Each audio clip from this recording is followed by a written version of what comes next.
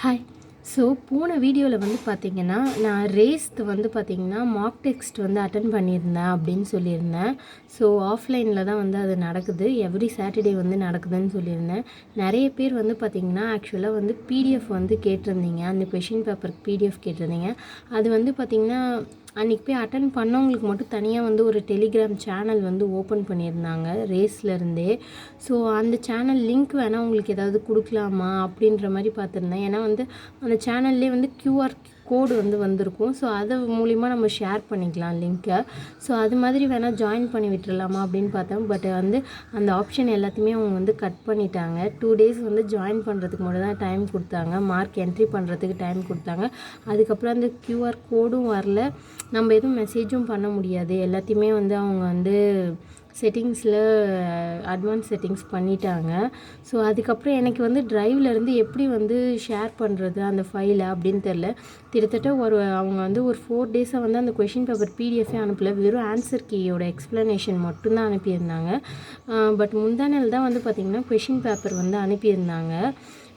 எனக்கு அது எப்படி அனுப்புறதுன்னு தெரில. என்னிதை வந்து ஏதாவது ஃபோட்டோ எடுத்து பிடிஎஃபாக எடுத்து பார்க்கலாம்னா என்னிது வந்து இங்கே பாருங்கள், இதில் நான் வந்து கொஷின் பேப்பர் அனலைஸ் பண்ணுறதுக்காக எல்லாத்தையுமே எழுதி வேறு வச்சுட்டேன் இது மாதிரிலாம்.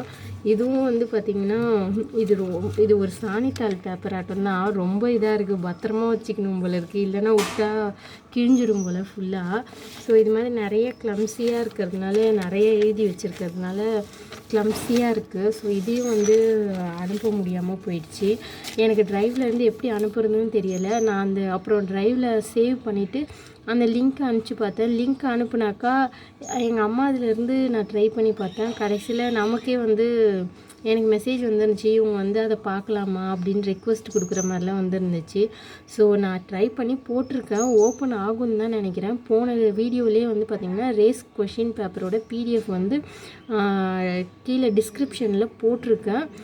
சாரி, எனக்கு வந்து எப்படி அனுப்புறதுன்னு தெரியல. ஃபஸ்ட்டு ஒருத்தவங்க கேட்டிருந்தாங்க, நான் வந்து ஓகே அனுப்புகிறேன்னு சொல்லியிருந்தேன். அப்புறம் எப்படி அனுப்புறதுன்னு தெரியாமல் அப்படியே அதை ஸ்டாப் பண்ணி வச்சுருந்தேன். இந்த குரூப்பில் உங்களை ஆட் பண்ணலாமா என்ன ஏதுன்ட்டு அந்த கன்ஃபியூஷன்லேயே. அதுக்கப்புறம் திருப்பி இன்னொருத்தவங்களாம் கேட்க ஆரம்பிச்சிட்டாங்க, பிடிஎஃப் இருந்தால் கொடுங்கன்னு சொல்லிட்டு. ஸோ அதனால் நான் இப்போ போட்டிருக்கேன், போன வீடியோலேயே போட்டிருக்கேன், இல்லை இந்த வீடியோ வேணால் கூட டிஸ்கிரிப்ஷனில் போடுறேன். உங்களுக்கு பிடிஎஃப் வேணும்னா எடுத்துக்கோங்க, ஓகேவா?